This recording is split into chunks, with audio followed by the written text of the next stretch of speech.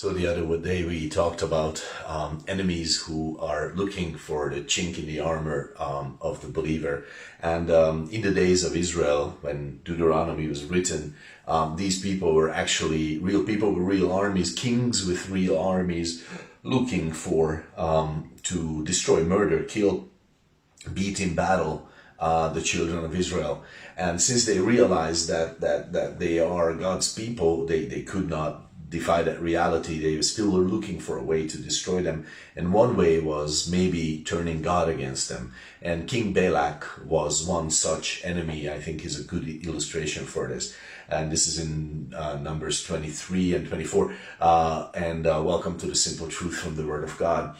And it's very much, well, it is somewhat similar to what we experience today, okay? So there are enemies against us. The main enemy is Satan. So Balak, King Balak in the story, is like the devil. He is looking to destroy. He's looking to turn God against Israel. Just like today, he is looking to turn God against the believers. And this is something that he will always fail regarding, because he does not have any way to turn the heart of God, and he does not have any way to influence the heart of God against us. In part because in Hebrews 7:25, Jesus is always there to intercede for us. But I don't want to go into that. I just want to look at this story with you.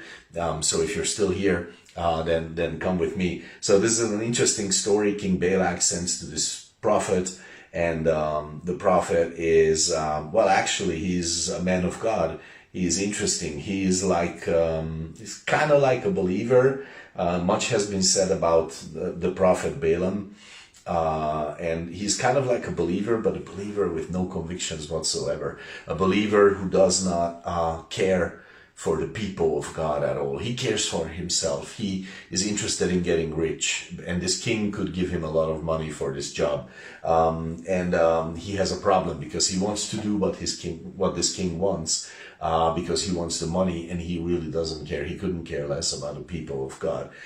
He's happy to destroy the people of God. No problems about that. No qualms whatsoever. But the story is interesting because he is actually a man of God, and he cannot speak any other way than what God allows him to speak, which makes it such an amazing story. Read it, Numbers 23-24.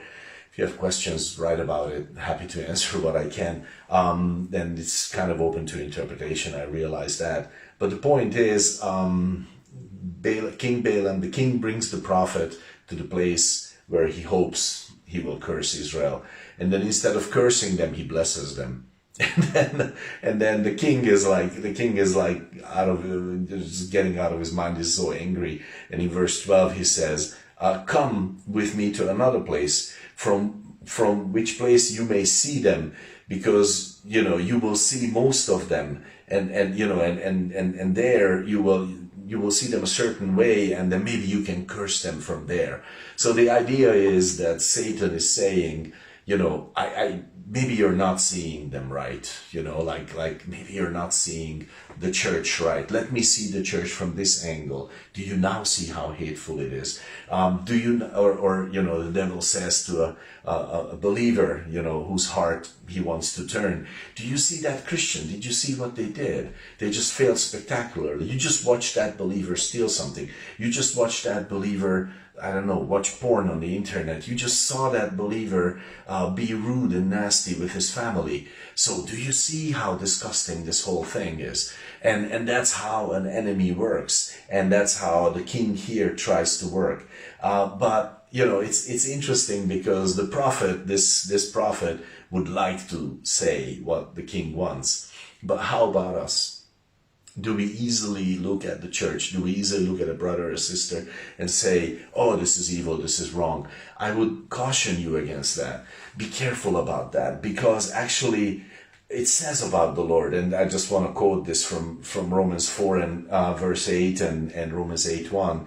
It says, blessed is the man to whom the Lord imputes no sin. And in Romans 8:1, there is therefore no condemnation to them who are in Jesus Christ. So that means, and this is what we saw with the story of the king and the prophet, that God did not want to curse Israel. And even the prophet realized this. Numbers 24 verse 1, the prophet sees that God will in no way curse Israel. That's just not going to happen. This is his people. There is faults and failures and sins in the camp. Not everything is perfect, of course, far from it, but they are still his people. And this is so encouraging for us, because God will not change his heart towards us, regardless of what Satan tries to do, how he tries to condemn us. And so, as believers, as you and me, as we look at our brothers and sisters, as we look at churches, as we look at church history, as we look at church and politics, let's not judge each other. Let's not live like that, but instead live with the heart of God and pronounce a blessing on each other, because why not? That is the heart of God. From this story, it's very evident. God bless your day.